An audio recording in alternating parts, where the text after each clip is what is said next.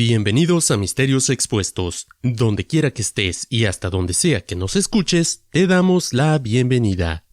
Transmitiendo desde la parte baja de la cuarta dimensión, mejor conocida como Norte Carolina, mi nombre es Alejandro, y como siempre, listo para traer otro episodio más hasta tus oídos en este martes misterioso.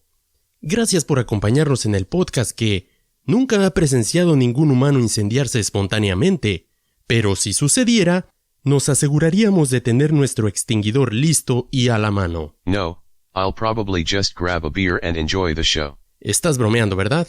I'm not, I just love barbecue. Eso es realmente asqueroso. Not for me. ¿Sabes qué? Olvídalo. Mejor vamos a iniciar con el tema del día de hoy. Antes que todo, gracias por acompañarnos en el episodio del día de hoy. A todos los que me acompañan tomando su cafecito en la mañana antes de iniciar a trabajar. Saludcita, brindo con ustedes, los acompaño con una cerveza bien helada, obviamente una Bud Light. Mystery Bot, ¿qué estás tomando el día de hoy? Aftershave on the rocks with Jack Daniels. Será mejor que tengas cuidado, eso suena bastante flamable, lo que me recuerda que tenemos un buen tema el día de hoy. Amigos, amigas, es un tema que en lo personal creo que desde que inicié el podcast tenía muchísimas ganas de abordar, desde que estaba, no sé, tal vez en la escuela primaria o en inicios de la escuela secundaria por ahí. Recuerdo que un día me crucé con una historia de estas en alguna revista, creo que fue en la revista Muy Interesante o algo así. En fin, fue un fenómeno que me llamó tremendamente la atención y que por una u otra razón no había tenido oportunidad de hacerlo, pero por fin hoy se llegó el día. Durante siglos, algunas historias han informado sobre un extraño fenómeno, uno en el que algunas personas habrían muerto de una manera repentina e inexplicable, sin ninguna razón aparente y sin ninguna fuente de ignición externa. Estas personas parecería que simplemente se hubieran convertido en una bola de fuego. Hoy hablaremos de la combustión humana espontánea. Comencemos.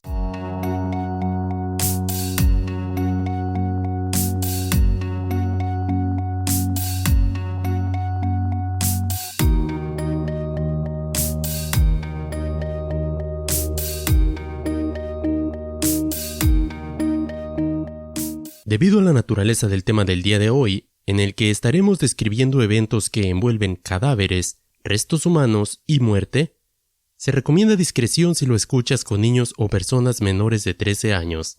Gracias. Desde luego, antes de iniciar de lleno con el tema, creo que sería bueno empezar con una corta descripción en cuanto a la combustión espontánea se refiere. De esta manera trataremos de entender un poco mejor este fenómeno. La combustión humana espontánea, o SHC por sus siglas en inglés, es el concepto de combustión de un cuerpo humano, vivo o recientemente fallecido, sin una fuente de ignición externa aparente. Según las personas que han estudiado de cerca este fenómeno, este tiene sus raíces, médicamente hablando, en el siglo XVIII, pues es en esta época cuando una persona de nombre Paul Raleigh, miembro de la Royal Society de Londres, la academia científica más antigua del mundo en existencia continua, acuñó el término en un artículo de 1744 titulado Philosophical Transactions. Raleigh lo describió como, cito, un proceso en el que un cuerpo humano supuestamente se incendia como resultado del calor generado por la actividad química interna, pero sin evidencia de una fuente externa de ignición. La idea ganó popularidad y la combustión espontánea se convirtió en algo particularmente asociado con los alcohólicos de la era victoriana. La idea era tan revolucionaria e interesante que el mismo Charles Dickens incluso la escribió en su novela Bleak House de 1853. En dicha obra, un personaje secundario de nombre Crook, un comerciante tramposo con una inclinación por la ginebra, se incendia espontáneamente y se quema hasta la muerte.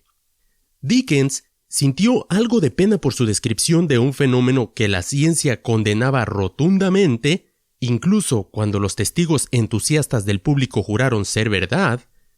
No pasó mucho tiempo antes de que otros autores, especialmente Mark Twain y Herman Melville, se subieran al tren de la combustión espontánea y comenzaran a escribir en sus historias también acerca de este extraño fenómeno. Aunque es muy difícil el señalar con seguridad cuándo habría ocurrido este fenómeno extraño por primera vez, la mayoría de los escritos señalan los años 1400 como la época en que se empezó a llevar la cuenta de estos casos. La primera mención de la combustión espontánea en los libros de historia es Polonius Bortius. Polonius se sabe que era solo un caballero italiano a finales del siglo XV, al que le gustaba bastante el vino, las mujeres y las canciones. Creo que no muchas cosas han cambiado a pesar del paso de los siglos. En fin. Se dice que esta persona consumió 2 jarras de vino, muy fuerte por cierto, una noche que estaba en una reunión y al parecer no le habría caído del todo bien. Me refiero a que la gente dice que inmediatamente vomitó llamas, literalmente, y luego estalló en flamas por completo. Aunque algo que debo mencionar también es que, como dije, en esta reunión él no era el único tomando esa noche. Había un gran número de personas además de él que estaban consumiendo exactamente del mismo vino. Nadie pudo encontrar una explicación de el por qué le habría ocurrido este extraño fenómeno a esta persona, y nadie más se sintió mal o tuvo ningún síntoma extraño después de tomar, vuelvo a mencionar, el mismo vino que esta persona había tomado.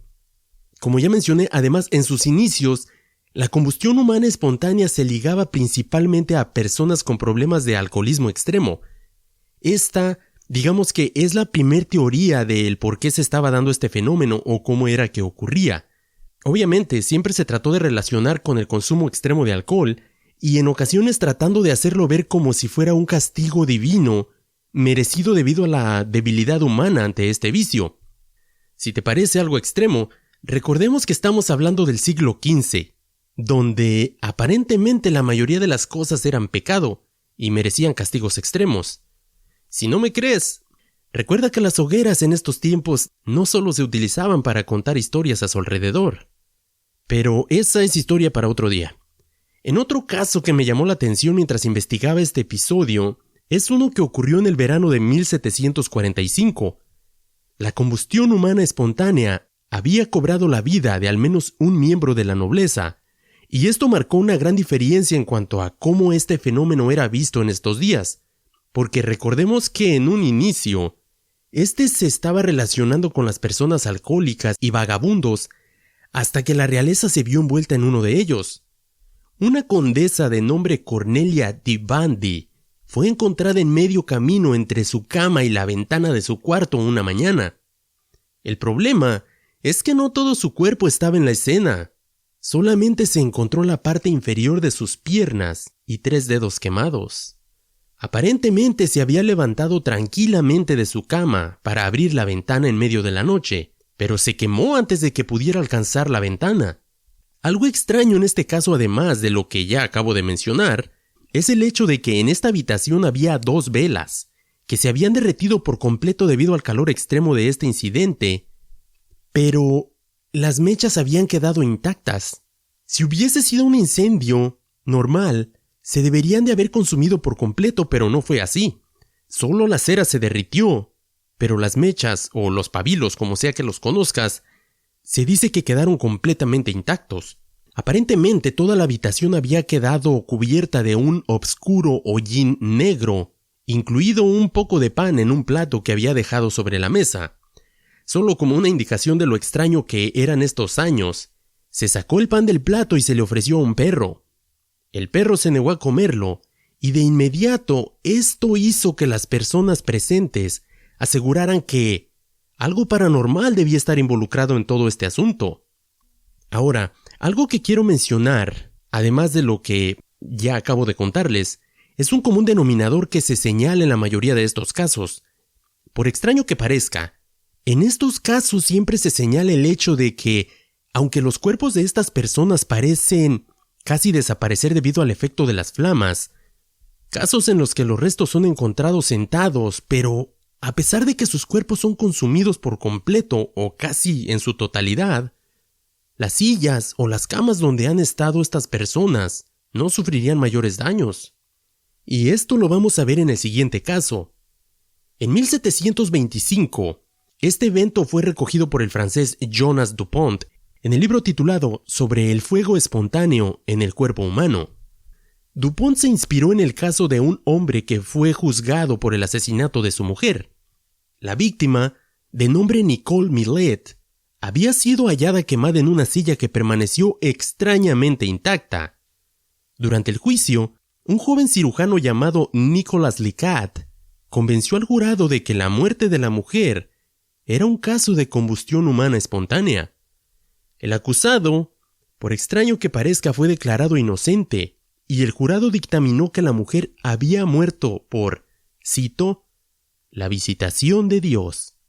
Aunque quiero señalar en este caso que pude encontrar en otras fuentes una versión que contradice a la primera, pues en el programa de televisión del 2006 Secretos de lo Sobrenatural, protagonizado por John Nichol, este afirmó que los restos de la señora Millet no fueron encontrados en una silla sin quemar, sino que su cabeza, parte de la columna vertebral y de las extremidades inferiores habían sido encontrados quemados en la cocina, donde el suelo se encontraba también quemado. Nichol afirma que el marido fue realmente condenado, pero que la condena habría sido revocada posteriormente. Nichol se basa en 3 fuentes, cito, bastante reputables, para su reconstrucción del caso, y estas se remontarían al año 1835. Y este es otro punto que se debe de tomar en consideración cuando se revisa este tema, pues por el hecho de que la mayoría de las historias de esta época han pasado de generación en generación y de boca en boca, la verdad puedes compararlo con un juego del teléfono descompuesto, ya que muchos de los datos verídicos se habrían perdido a través de los siglos. Lo que sí se puede señalar es que en la mayoría de estos casos, como ya mencioné anteriormente, es el poco daño que sufren los objetos alrededor de las víctimas. Esto es algo que va a ser común en todos los casos que les voy a presentar este día. Recordemos que para que cualquier cosa se queme, se requieren 3 cosas: un calor muy alto, una fuente de combustible y un agente oxidante, que generalmente es el oxígeno o el aire. Pero sobre todo, más importante aún es el hecho de que el cuerpo humano está compuesto principalmente de agua, por lo que es muy difícil quemarlo. ¿Qué tan difícil? Ok, en un proceso de cremación de un cadáver. Y bueno, antes de iniciar esta parte, si eres muy sensible para las descripciones gráficas, te pido que adelantes el episodio más o menos como 3 minutos. Para los que lo disfrutan, ok, vamos a darle. La cremación de un cadáver se lleva a cabo a una temperatura que varía entre 1400 y 1800 grados Fahrenheit, unos 700 a 980 grados centígrados. El intenso calor ayuda a reducir el cuerpo a sus elementos básicos y fragmentos de huesos secos. Este proceso tiene lugar en una cámara de cremación también conocida como réplica de un crematorio, y la cámara se precalienta a un punto de ajuste y luego se coloca el cuerpo dentro de ella. Se transfiere rápidamente allí a través de una puerta mecanizada para evitar que se pierda el calor. Durante la incineración del cuerpo, este es expuesto a una columna de llamas producidas por un horno que generalmente es alimentado por gas natural, aceite o gas propano, para poder llevar a cabo la cremación total de este cuerpo. Cuando el cadáver se coloca en un ataúd o recipiente, preferiblemente se prepara con un material combustible para que se queme más rápido. A continuación, el calor seca el cuerpo, quema la piel y el cabello, contrae y daña los músculos, vaporiza todos los tejidos blandos y calcifica los huesos para que finalmente se desmoronen. Todo este proceso generalmente toma entre 3 a 6 horas, pero tengamos en cuenta de que todo se lleva a cabo en un lugar diseñado para esto. Es una cámara que está herméticamente cerrada para que no escape nada. Y aún así, los cuerpos no desaparecen por completo como en algunos de los casos de combustión espontánea. Siempre hay restos óseos que no pueden ser quemados. A pesar de todo el proceso que acabo de relatar, estos restos, principalmente la parte baja de la columna, son los que quedan al final de todo este proceso, y deben de ser molidos por separado para ser entregados con las cenizas a los familiares del individuo en cuestión. Y todo esto que les acabo de relatar no es una mentira, es un proceso real de cómo se crema un cuerpo. Conozco a una persona que trabajó un tiempo en un crematorio haciendo esto y por eso es que sé tantos detalles de estas historias. Digamos que siempre le pedíamos que nos contara sus historias. Espero que por ahí nos esté escuchando, tal vez, no sé. simplemente voy a decir saludos a Guanajuato, México. Es de donde vino esa historia. Así es que tomemos en cuenta todos estos detalles, todo este proceso que se lleva para que lleves un cuerpo humano desde su forma original hasta las cenizas. Incluso en un ambiente controlado es muy difícil de hacerlo.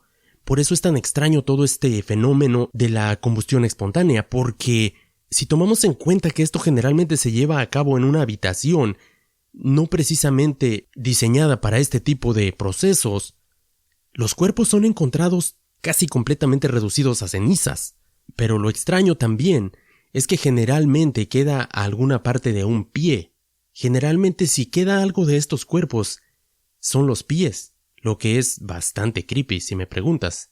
En fin, vamos a un pequeño break y cuando regresemos vamos a exponer algunas de las historias ocurridas más recientemente aquí en los Estados Unidos, además de las teorías sobre lo que podría estar causando este fenómeno. No te vayas, regreso en un minuto.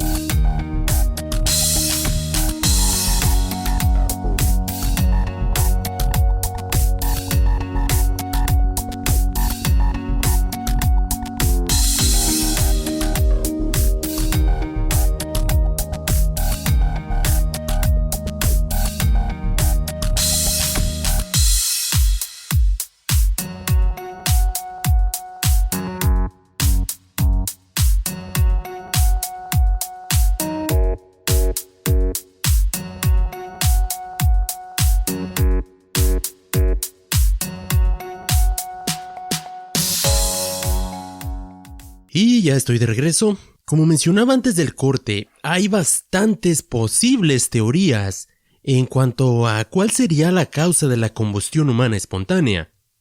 Como recordaremos, en los primeros casos se creía que el alcohol podría ser una causa probable de dicho evento, aunque podríamos fácilmente mostrar elementos que irían en contra de esta teoría. Por ejemplo, el límite legal de alcohol en la sangre para manejar un vehículo en los Estados Unidos es el 0.08%, un porcentaje bastante bajo, pero capaz de interferir con la mayoría de las funciones motrices del cuerpo. Por otra parte, según una gran cantidad de estudios, la dosis letal de alcohol que es capaz de matarte es de 5 a 8 gramos por kilo, o de 3 gramos por kilo para niños. No quiero saber ni cómo llegaron a esta conclusión en cuanto a los niños, pero en fin. Para una persona de 60 kilos, por ejemplo, 300 gramos de alcohol son capaces de matarla, lo que equivale a 30 bebidas estándar, o aproximadamente 1 litro de licor o 4 botellas de vino. Ahora, si tomamos en cuenta que más del 60% del cuerpo humano está compuesto de agua, es muy improbable que puedas incendiarte en flamas debido al consumo de alcohol. Y en base a esta información, es que los defensores de la teoría de que la combustión humana se genera debido a fuerzas paranormales se niegan a aceptar las explicaciones científicas de este fenómeno. Aunque debo mencionar que en lo personal, no creo que el consumo de alcohol sea la causa principal y definitiva de este extraño evento, y eso no tiene nada que ver con que cada vez que hago mis episodios termino con un gran número de latas vacías. Muchas personas e investigadores de estos incidentes, y en este caso me refiero a los cuerpos de bomberos y a los investigadores de incendios o al Fire Marshal como se le conoce aquí, han atendido algunos de estos incidentes en este país y sus teorías o sus conclusiones son por demás interesantes. Presentan y apoyan una teoría diferente. Según ellos, en estos casos, se estarían dando a causa de algo mucho más sencillo. Simplemente afirman que estas personas, o por lo menos la mayoría de ellas, eran fumadores y que de alguna manera se quedaron dormidos y que el cigarro habría caído de su boca mientras dormían, incendiando sus ropas y posteriormente sus cuerpos. Lo que nos lleva a un caso ocurrido en los Estados Unidos. Mary Reeser era una viuda de 67 años con problemas de sobrepeso, residente de St. Petersburg, en Florida. Esta persona se convirtió en uno de los casos más famosos de este país.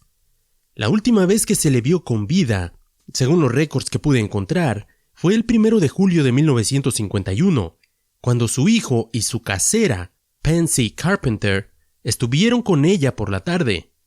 Ese día, a las 5 de la madrugada, la señora Carpenter se despertó por un olor a quemado, pero, pensando que se trataba de una bomba de agua que se había recalentado, la apagó y volvió a su cama. Por la mañana recibió un telegrama dirigido a la señora Reeser. Cuando fue a entregárselo, después de tocar por un rato la puerta y no tener respuesta, trató de abrirla, pero notó que al tocar la perilla, ésta estaba extremadamente caliente.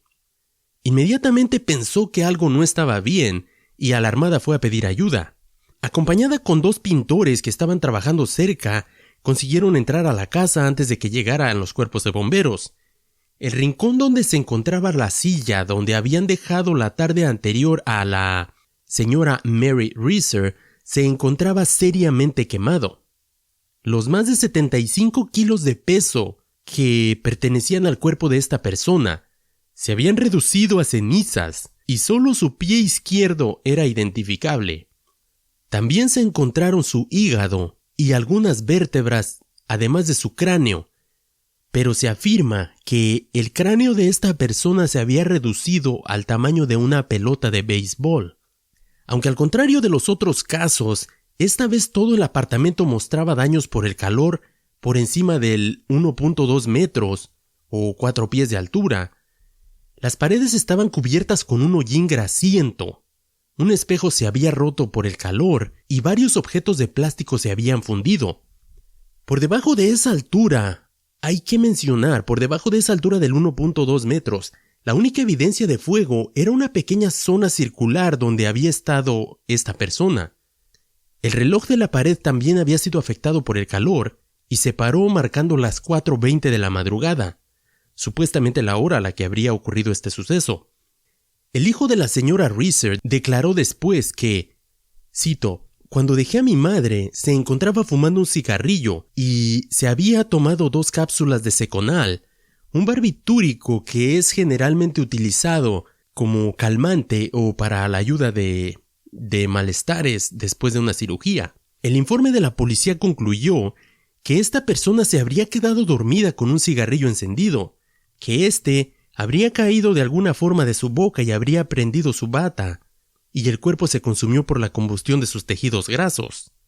Aunque la explicación suena un tanto creíble, la verdad es que muchas personas señalan que si te quedas dormido y tu cigarrillo cae sobre ti, la quemadura que éste te produce sería lo suficientemente fuerte como para despertarte en un segundo.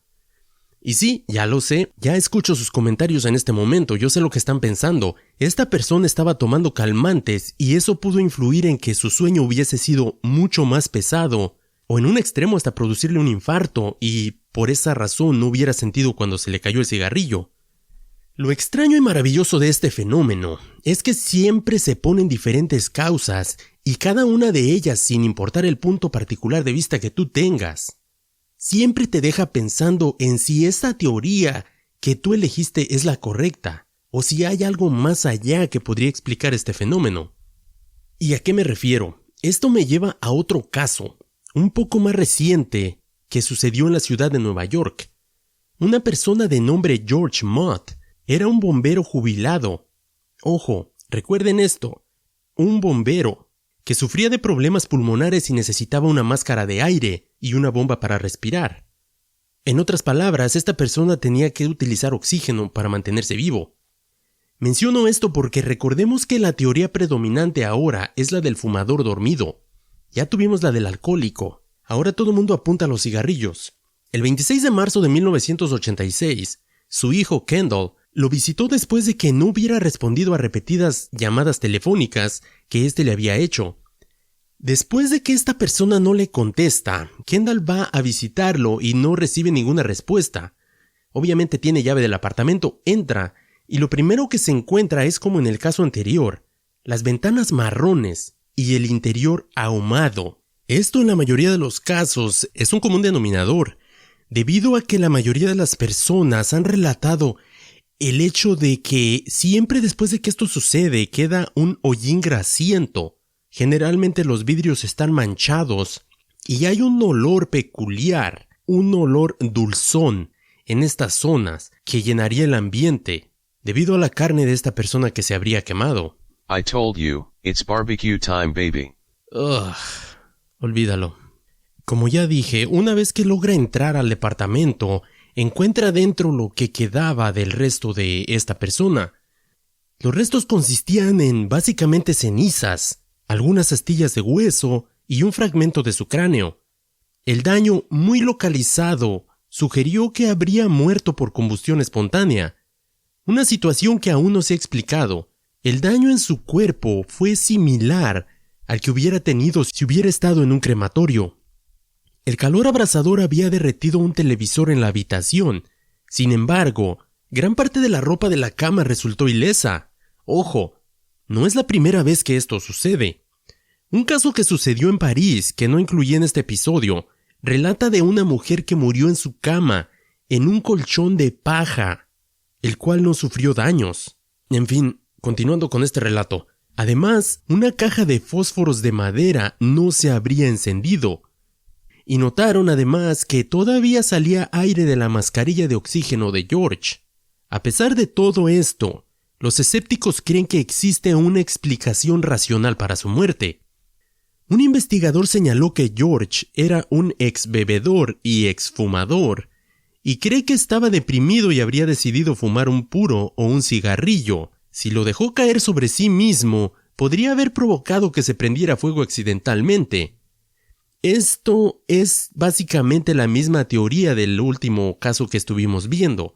Para mí, sinceramente, esta teoría la veo como si trataras de agarrar una fruta que está en la parte baja del árbol. Una fruta podrida, pero que es la primera que puedes alcanzar, aunque tuvieses unas mejores más arriba que obviamente te costaría más trabajo llegar a ellas. Piensa en esto por un momento. Esta fue una de 3 diferentes teorías que se presentaron en este caso, y esto es por lo que decidí incluirlo y ahondar un poquito más profundo en él. La teoría del cigarrillo fue eliminada por su hijo automáticamente, debido a que hacía muchos años que esta persona había dejado el cigarrillo debido a los problemas pulmonares, problemas por los cuales recordemos que utilizaba una máscara de oxígeno. Ya los escucho diciendo, el exceso de oxígeno podría haber avivado las llamas si una fuente de ignición hubiese estado presente. El problema es que si esto hubiera ocurrido, recuerden, el televisor se derritió, pero los fósforos que estaban más cerca no se encendieron. Si hablamos de una flama avivada por oxígeno, eso va a crear una flama enorme. Los fósforos que estaban literalmente a unas pulgadas de la cama se hubiesen prendido. Y casi olvidó. Si alguna vez has visto una mascarilla de oxígeno, sabes que estas están hechas de un material plástico muy suave, que no necesita mucho calor para destruirse. Esta fue encontrada y todavía funcionaba. ¿Recuerdas que mencionaron que todavía salía oxígeno de ella? Teoría número 2. Un cortocircuito cerca de la ventana causado por uno de los enchufes de la pared. Según esta explicación, esta persona se habría acercado a tratar de apagar las cortinas que se habrían encendido por ese cortocircuito en un enchufe que estaba cerca, y en el proceso su ropa se habría incendiado. Al tratar de apagarlas, habría caído a la cama y murió por las quemaduras. Esta es la que más me impresionó, y es mucho peor que la del cigarrillo. Parece que hubiera sido presentada por la misma persona que realizó la investigación en el caso Paulette en México. Recordemos que esta persona fue un bombero. ¿Recuerdas que te dije que mantuvieras en la mente esa parte? Toda su vida esta persona estuvo rodeada de fuego, en sentido figurado, por supuesto. Esta persona sabía más de incendios de lo que tú o yo podremos llegar a saber en nuestra vida, a menos que seas bombero, obviamente. Además está el pequeño detalle de que si ese hubiese sido el caso, el cuerpo tal vez no hubiera quedado en la perfecta posición sobre la cama, como si estuviera durmiendo. Digo, creo que el dolor hubiera sido lo suficientemente fuerte como para hacerlo, no sé, rodar, moverse en alguna posición extraña y no quedar como si hubiera estado sobre su almohada, perfectamente acostado.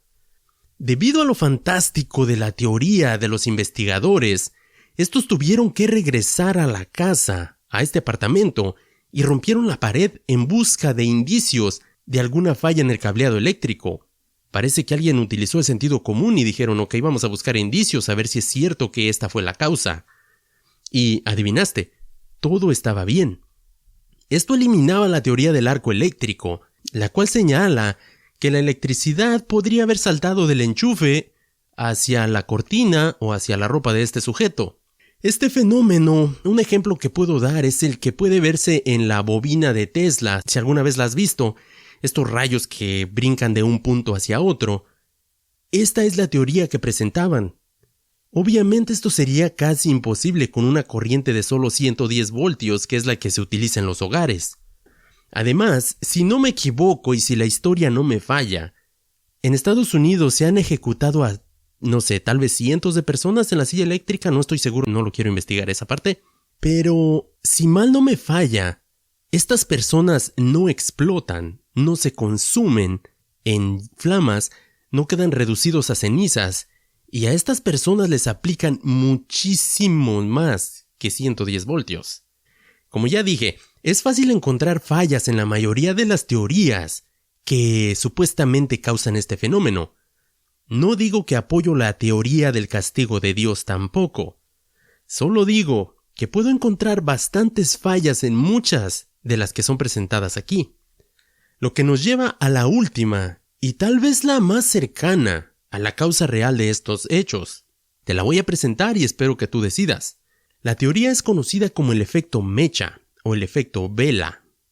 A pesar de que esta tiene más bases científicas, no explica una combustión espontánea en sí, sino un proceso diferente, aunque con el mismo resultado. Propuesta por un doctor llamado D.J. Guy en 1965, el efecto mecha o el efecto vela se produce cuando la ropa de la víctima se prende con una fuente de ignición externa. Escuchemos nuevamente, fuente de ignición externa.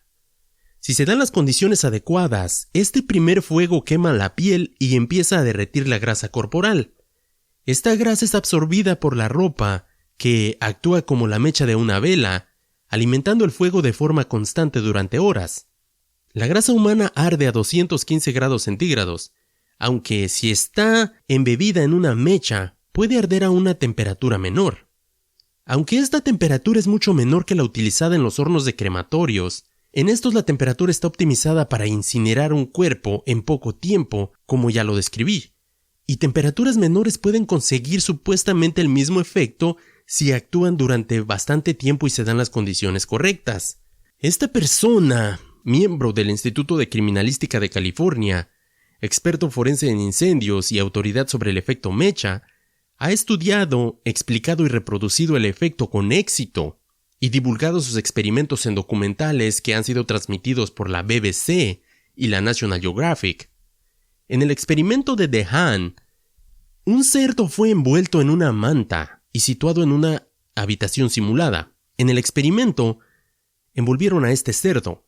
Se virtió una pequeña cantidad de gasolina sobre la manta para iniciar el fuego. Tras prender la gasolina, los investigadores dejaron arder la manta por sí misma. La temperatura llega alrededor de 800 grados centígrados y a medida que el fuego quemaba la piel del cerdo, su grasa comenzó a derretirse y empezó a fluir hacia la manta. La médula ósea, que contiene una gran cantidad de grasa, también contribuyó al fuego.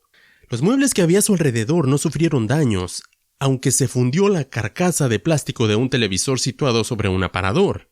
El fuego hubo de ser apagado manualmente después de 7 horas, porque esta cosa seguía consumiéndose, lenta pero continuamente. Cuando la mayor parte del cuerpo del cerdo había sido reducido a cenizas, con este experimento los investigadores de la BBC explicaron las siguientes características de la combustión espontánea. El fuego está altamente localizado. Las llamas tenían menos de 50 centímetros de alto, por lo que el fuego normalmente no se propagaba a los muebles cercanos. El cuerpo resultó severamente quemado, aunque el fuego era relativamente no tan caliente.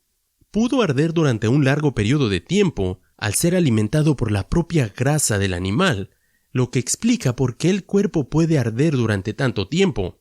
Los electrodomésticos situados sobre aparadores no se incendiaron. El fuego calentó continuamente el aire y produjo una corriente de convección pero solamente se derritieron, no se incendiaron. Esta parte del fenómeno sí se puede decir que es la misma que fue presentada en alguno de los casos que ya vimos. Y, aunque este experimento pudo reproducir algunos de los elementos encontrados en las escenas de las historias que ya presenté, recordemos un elemento muy importante: la utilización de gasolina para iniciar el fuego. Una vez que el fuego se inició, se produjo el efecto de vela. Ok, estoy de acuerdo con eso. Ese es el principio primordial que se utilizaba para las antorchas. Simplemente tomabas un pedazo de tela y utilizabas grasa animal para mantener esa antorcha encendida por mucho tiempo. Pero este experimento, por más interesante que parezca, no explica la parte más intrigante, el origen del fuego, que es lo que continúa siendo la parte más extraña de este fenómeno. Como dije hace un rato, no importa cuál punto de vista sea el que tú tomes, o cuál crees que sea la teoría que es la más importante en esto, siempre te queda esa espinita de que tal vez la que tú elegiste no es la correcta. Por lo menos en lo personal, por más que leí historias y busqué información y encontré aquí y allá a lo largo de toda la semana para este episodio, la verdad me quedan tal vez igual de dudas que al principio. ¿Tú qué crees? ¿Cuál es tu teoría? ¿Crees que omití algo que podría explicar el misterio? ¿O crees que simplemente esto es algo que, no sé, aún no alcanzamos a comprender? Espero tus comentarios. Ya conoces la dinámica. Mensaje directo a nuestra página de Facebook o un correo electrónico. Déjanos saber qué piensas sobre este por demás interesante tema.